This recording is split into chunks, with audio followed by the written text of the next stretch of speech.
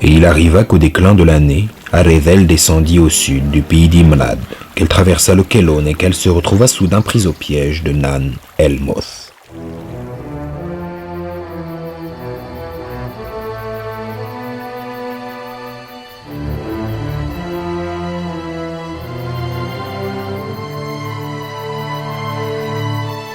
Autant jadis, dans cette forêt, quand les arbres étaient jeunes et protégés par un enchantement, Melian se promenait sous le ciel étoilé des terres du milieu.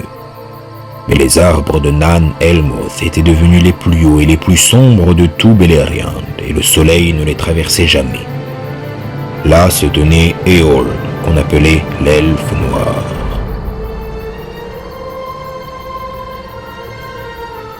Il avait fait partie de la maison du roi Thingol, mais il s'était toujours senti mal à l'aise et inquiet au royaume de Doriath, et quand l'anneau de Melian entoura la forêt de Region où il vivait, il s'enfuit jusqu'à Nan Elmoth.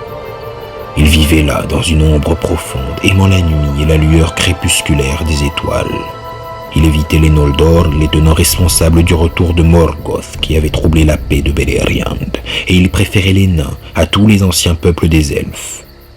Les nains apprirent de lui beaucoup de ce qui s'était passé au pays des Eldar.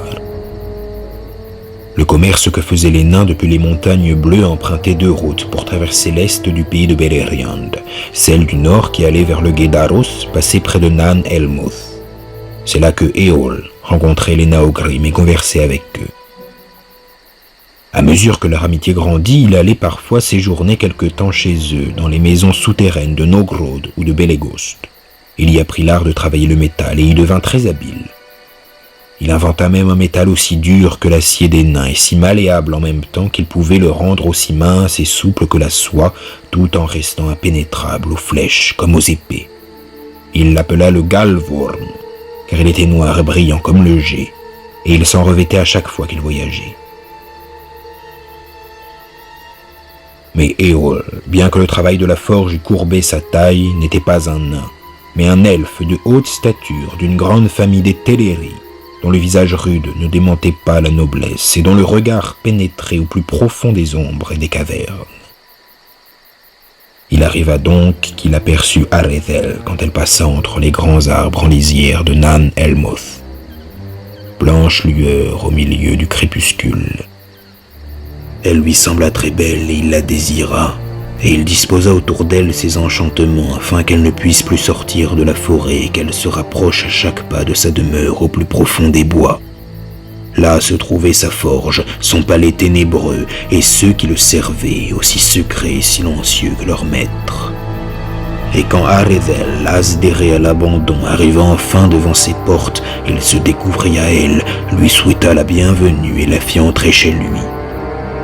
C'est là qu'elle resta désormais, car Éol la prit pour femme, et il s'écoula beaucoup de temps avant qu'aucun des siens reçoive de ses nouvelles.